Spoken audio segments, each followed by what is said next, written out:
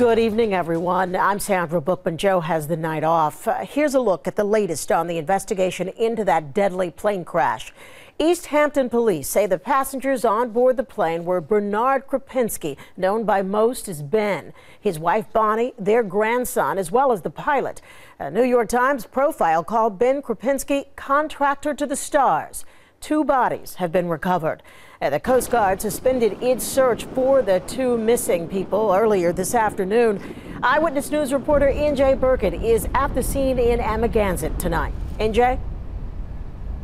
That's right, Sandra. 2 bodies recovered, 2 others still missing tonight. And yes, the Coast Guard suspended the search here because of high winds and heavy seas. The weather was a factor, if not the cause of this crash. A wicked thunderstorm that came out of nowhere.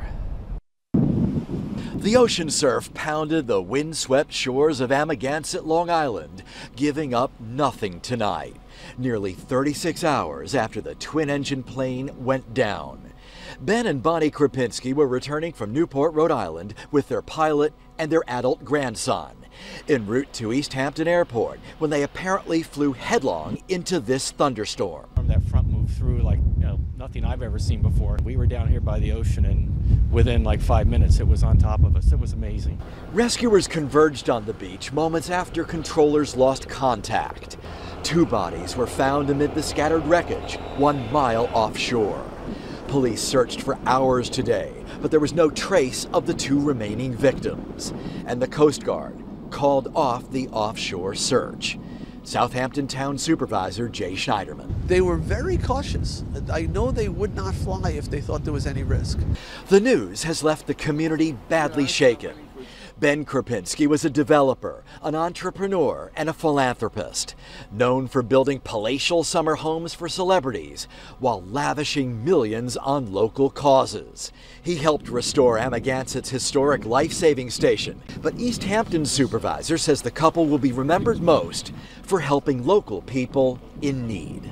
People who, had illnesses, they arranged for medical treatments and flights to faraway hospitals. It's hard to think of a charitable organization that they weren't contributing to. I'm shaken, the whole community is shaken. This is a terrible loss and a very sad day for the East End.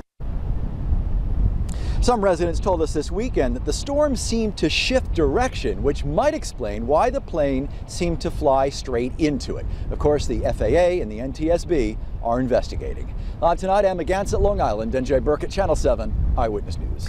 Thank you, NJ. Stay with Eyewitness News for updates on the investigation into this deadly plane crash off Long Island. You can also get updates and information around the clock at ABC 7NY and on our free news app.